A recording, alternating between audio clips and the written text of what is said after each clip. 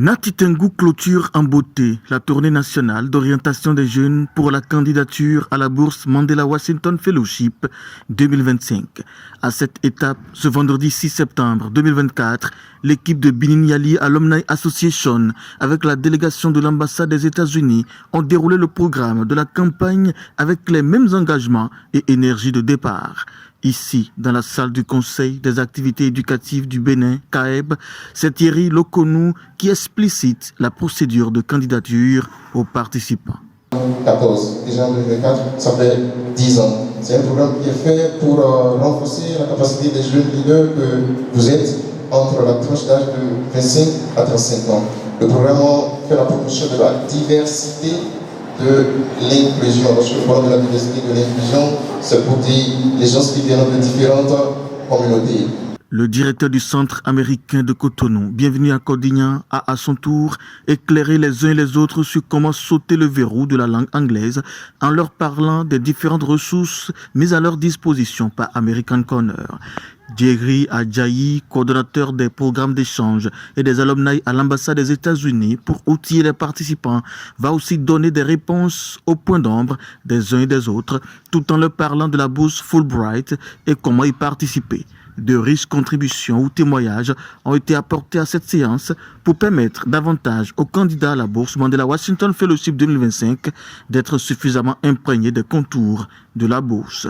Le directeur du CAEB a de son côté rassuré les deux délégations de sa volonté à se rendre disponibles à leur côté à chaque fois qu'elles seront à Nati Tengu, toute chose qui donne le goût d'une mission bien accomplie. En venant, je ne savais pas que la science serait aussi riche et personnellement, je ne comprends pas l'anglais. J'ai commencé à apprendre l'anglais il y a peu de temps. Je me laisse sur Duolingo, mais avec tout ce qui a été dit ce matin, je suis encore plus motivée à apprendre l'anglais et à postuler pour les prochaines tests qui se feront en anglais, qui se présenteront en anglais. Parce qu'une fois déjà, j'ai essayé avec le plan Bénin de postuler à un concours, c'était pas vraiment un concours, mais c'était un recrutement. Mais je ne comprenais pas l'anglais. Au niveau de la phase de remplir en anglais, bon, je me suis perdue. Et ils m'ont envoyé un mail et que je devrais consulter et répondre à temps. J'ai pas vu. Et j'ai perdu ça parce que je n'étais pas bien en anglais. Mais avec ce qui a été dit ce matin, je crois que je vais me donner à fond. Moi, je voudrais d'abord dire merci à l'ambassade des États-Unis au Bénin pour tous les efforts consentis à ce niveau. Et dire que la candidature Mandela Yali Washington, c'est une opportunité pour tous les jeunes béninois, en particulier surtout pour les jeunes du Nord Bénin. Je m'en vais dire que cette opportunité, nous ne la connaissons pas. Parce que parfois nous disons qu'il faut des surdoués pour accéder ou pour être choisi. Mais avec ce que nous avons entendu ce matin, tout Béninois, tout jeune Béninois qui des compétences, qui s'investit pour le changement positif de sa communauté, peut candidater pour ces opportunités. Mais le problème général aujourd'hui de la jeunesse béninoise, c'est la langue anglaise. Et c'est là que le hic se fait. La grande difficulté que nous devons tous corriger, c'est d'aller à l'école de ceux-là qui ont aujourd'hui comme atout le parler de la langue anglaise. Et donc par conséquent, c'est ça qu'il faut d'abord corriger à notre niveau avant d'être candidat, avant de postuler pour cette opportunité.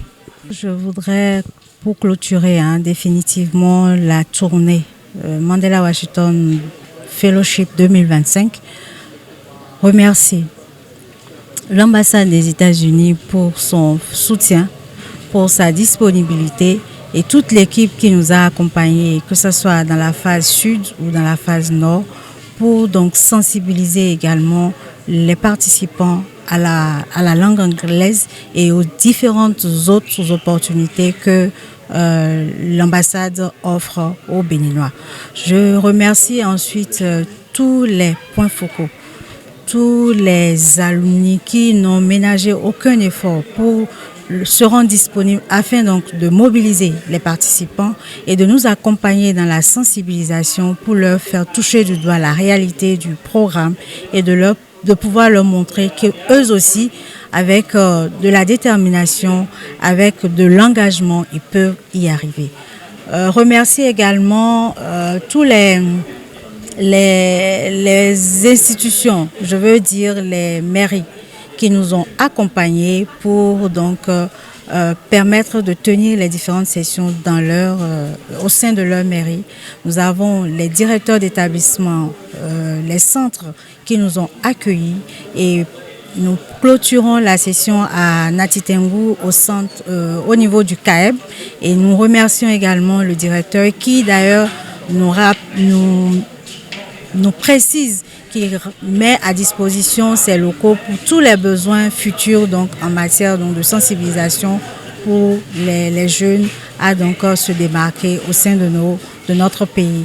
Donc pour clôturer, l'équipe du BYA est satisfaite et remercie vraiment toutes les autres personnes que je n'ai pas nommées ici et notre partenaire également qui gère le volet communication Leb TV, afin donc de pouvoir partager également l'information à ceux-là qui n'ont pas pu faire les différents déplacements pour pouvoir également avoir l'information. Je rappelle que la clôture de Mandela Washington Fellowship est pour le 10 septembre et nous invitons tous les autres participants ou les potentiels postulants qui hésitent encore à prendre l'engagement de pouvoir le faire et bonne chance à nos candidats. Rendez-vous l'année prochaine pour une nouvelle édition de Mandela Washington Fellowship 2025.